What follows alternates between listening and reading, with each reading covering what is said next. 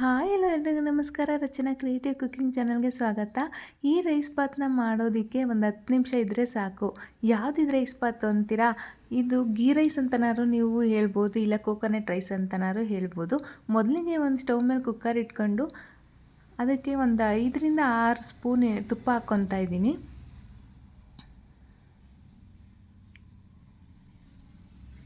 ಇದಕ್ಕೆ ನಾನು ಒಂದು 2 ಸ್ಪೂನ್ ಎಣ್ಣೆ ಸಹ ಸೇರಿಸಿದ್ದೀನಿ. ಬರೀ ತುಪ್ಪ ಕೂಡ ಹಾಕ್ಕೋಬೋದು.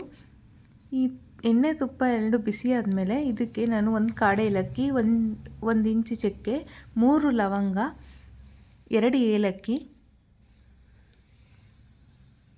ಒಂದು ಸ್ವಲ್ಪ ಜಾವಿತ್ರಿ,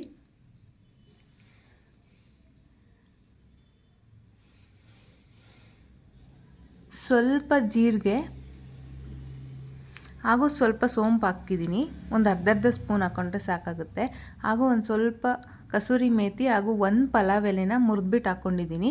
ಇದೆಲ್ಲ ಸ್ಪೈಸಸ್ಸು ಫ್ಲೇವರ್ ಬಿಟ್ಕೊಂಡ್ಮೇಲೆ ಇದಕ್ಕೆ ನಾನು 5ರಿಂದ 6 ಹಸಿಮೆಣ್ಸಿನ್ಕಾಯಿನ ಮಧ್ಯಕ್ಕೆ ಸೀಳಿ ಇಟ್ಕೊಂಡಿದ್ದೆ, ಅದನ್ನು ಸಹ ಹಾಕ್ಕೊಂಡು ಹುರ್ಕೊತಾ ಇದ್ದೀನಿ.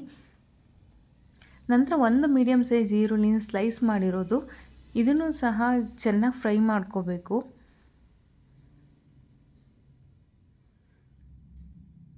ಕಲರ್ ಚೇಂಜ್ ಆಗಬೇಕು ಈರುಳ್ಳಿದು, ಅಲ್ಲಿವರೆಗೂ ಫ್ರೈ ಮಾಡ್ಕೋಬೇಕು.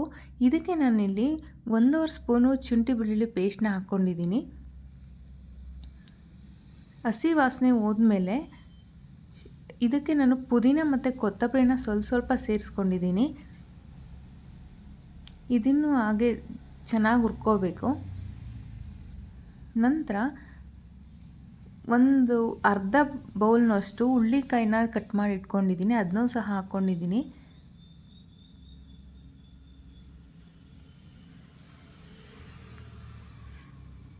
ಇದಕ್ಕೆ ನಾನು ಒಂದು 1/4 ಭಾಗದಷ್ಟು ತೆಂಗಿನಕಾಯಿನ ರುಬ್ಬಿಟ್ಕೊಂಡಿದ್ದೆ.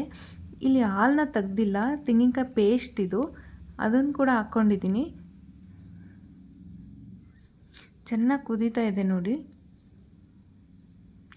ತೆಂಗಿನಕಾಯಿ ಪೇಸ್ಟ್ನೇ ಹಾಕೋದ್ರಿಂದ ಒಳ್ಳೆ ಫ್ಲೇವರ್ ಬರುತ್ತೆ ರೈಸ್ಗೆ.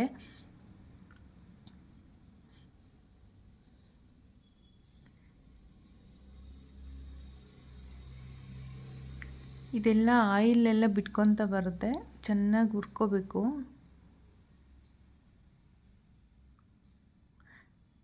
ನೋಡಿ, ಅದಕ್ಕೇ ನಾನು ಇವಾಗ 1/4 ಕಪ್ಪಷ್ಟು ನಾನಿಲ್ಲಿ ರೈಸ್ನ ಸೇರಿಸ್ಕೊಂಡಿದ್ದೀನಿ, ಸೋನಾ ಮಸೂರಿ.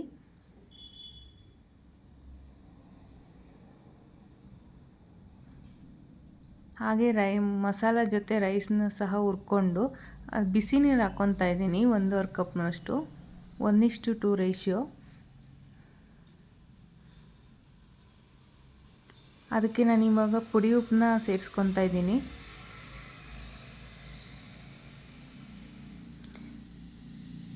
ರೈಸ್ ಎಲ್ಲ ಮೇಲಕ್ಕೆ ತೇಲ್ಕೊಂಬರ್ಬೇಕು, ಅಲ್ಲಿವರೆಗೂ ಚೆನ್ನಾಗಿ ಕುದಿಸ್ಕೊಬೇಕು.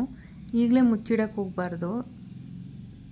ಅಕ್ಕಿ ಎಲ್ಲ ಕೆಳಗೋಗಿ ನೀರೆಲ್ಲ ಮೇಲೆ ಬಂದಿರುತ್ತೆ, ಚೆನ್ನಾಗಾಗಲ್ಲ ರೈಸು.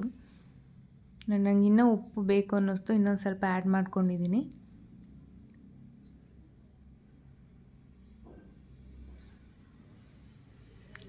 ಚೆನ್ನಾಗಿ ಕುದೀತಾ ಇದೆ, ತಿರುಗಿಸ್ಕೊತಾ ಇರಬೇಕು.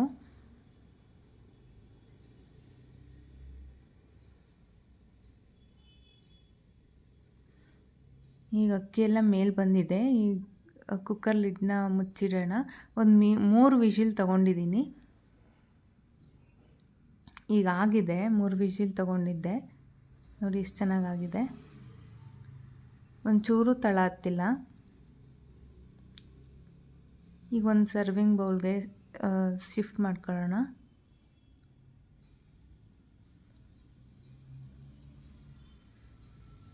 ಬಿಸಿ ಬಿಸಿ ರೈಸ್ನ ತಿನ್ನೋಕ್ಕೆ ತುಂಬ ಚೆನ್ನಾಗಿರುತ್ತೆ. ಇದಕ್ಕೆ ರಾಯ್ತ ಕೂಡ ನಾವು ಮಾಡ್ಕೋಬೋದು ಕಾಂಬಿನೇಷನ್ ಆಗಿ.